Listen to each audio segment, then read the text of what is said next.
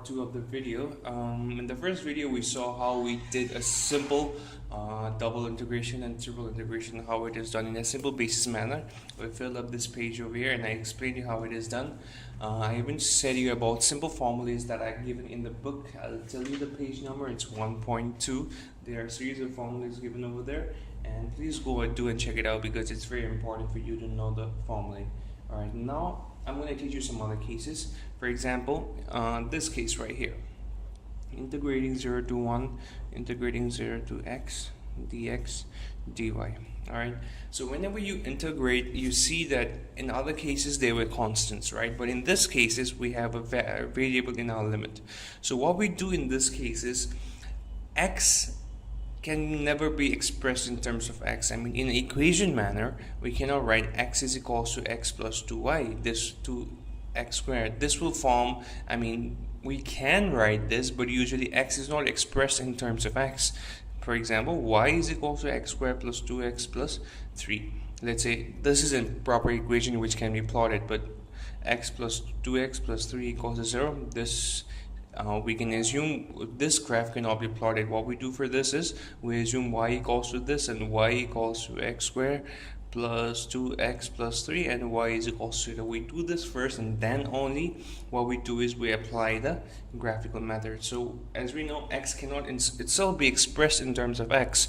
That's why we use another variable called y and express in terms of x. So what I'm going to do, my first integral over here has a limit of x to 0. That means x cannot be expressed in terms of x. So what I'm going to do, I'm going to switch this to dy dx. That is integrating 0 to 1, 0 to x, dy dx. And then only I'm going to continue with my integration. That is, now it's going to be 0 to 1.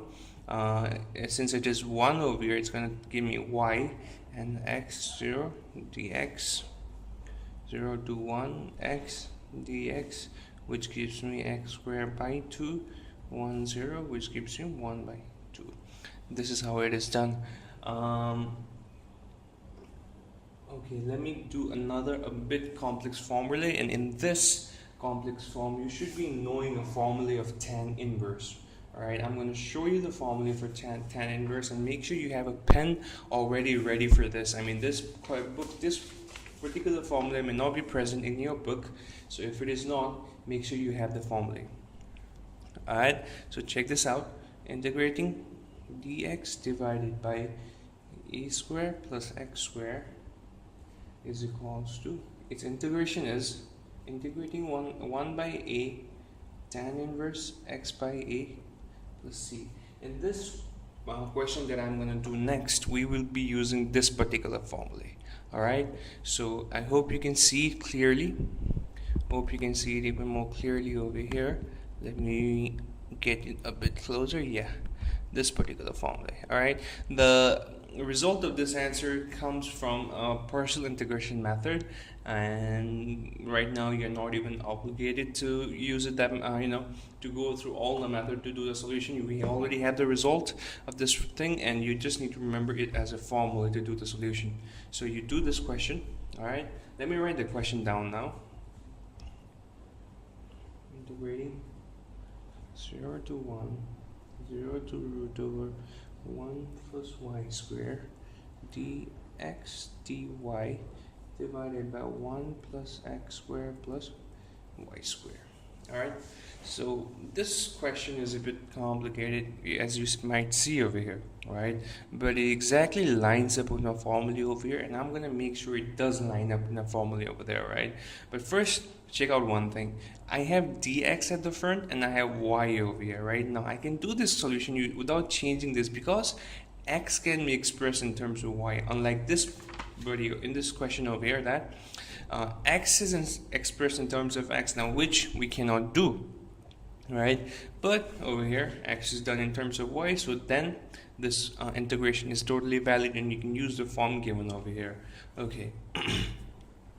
Now I'm going to carry on, but I'm going to do a small change. Alright, integrating 0 to 1, 0 to root over 1 plus I'm going to write a squared plus x squared dx dy where a square is equals to 1 plus y square. I'm just gonna substitute this for a while. If just do it this way. If you don't know anything about this integration, please do it this way. But if you know something about it, then I'm gonna show you at the end. I'm gonna show you a direct way without doing this, also. So which will also be, you know, a step helpful as comparing the factor of time in the examination. So now this integration goes directly with this. Right, the formula that you wrote over here at the top of the page, or at the starting of the video that I wrote this equation over here, the formula over here, this implies it directly with this. That means now what I can do, I can write this down exactly in the form of this. Now this integration will be like 0 to 1 by a tan inverse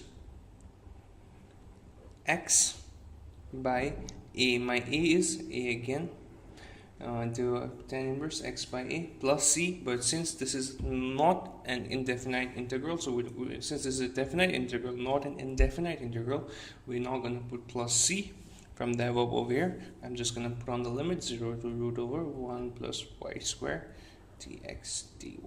Alright, so as it is over here, a is equals to, see over here, a is equals to 1 plus y square. That means, sorry, a square is equals to 1 plus y square. That means a will be equals to root over 1 plus y square. So let's substitute this value in a. Putting the value of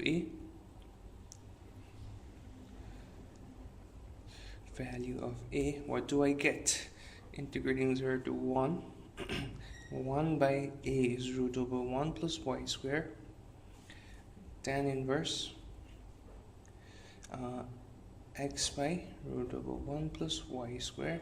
My limit is as it is 1 plus y square 0 dy. I did a small mistake over here. There should not be dx. Sorry for that. Okay, so I'm gonna put my limit in now. If I put 0, everything is gonna be 0, as you can see. Now if I put root under this 0 to 1 by root under 1 plus y square, tan inverse 1 plus y square divided by root under 1 plus y square dy. That will give me 2 1 under 1 plus y square. It will be tan inverse 1. This will give you tan inverse 1, right? So tan inverse 1 is pi by 4. Tan inverse 1. I'll show you in my calculator. If you have any problem, you shift 10 will give me tan inverse, and I have 1 over here. That will give me 45. That means 45 in terms of radian is pi by 4. So integrating 0 to 1 by root over 1 plus y square, which is as it is, this will be pi by 4 dy. Alright, hope you understood till now. Okay, let me keep this paper aside for a moment and let me write the result that I got again at the top of my paper. Okay, again at the top of my paper, I'm going to write the result that I got. Integrating 0 to 1 by root over 1 plus y square pi by 4 dy. Alright, this is a constant, so it can be taken out. Pi by 4, integrating 0 to 1 by root over 1 plus y square dy. Now this is also not a simple form of integration, right? Even this, we have another formula which is not so tough. Okay, I'm gonna make a bar like this. This bar has an asterisk, so this bar consists of formula. Root under integrating root under 1 upon x square plus a square dx which be equals to ln modulus. I'll explain how the modulus works. Root under x square plus a square modulus close plus c. Alright, ln or log. Alright, ln is base power e, log is base power 10. They never take negative value inside. So since they never take negative value inside, in order to avoid the presence of negative value, because x over here can be both negative and positive, that's why we use this modulus bar over here. Alright, whenever you write this formula with ln, make sure you have the modulus bar, because inside ln there cannot be anything negative. So this modulus will turn every negative value into positive value. Alright, so this is exactly this.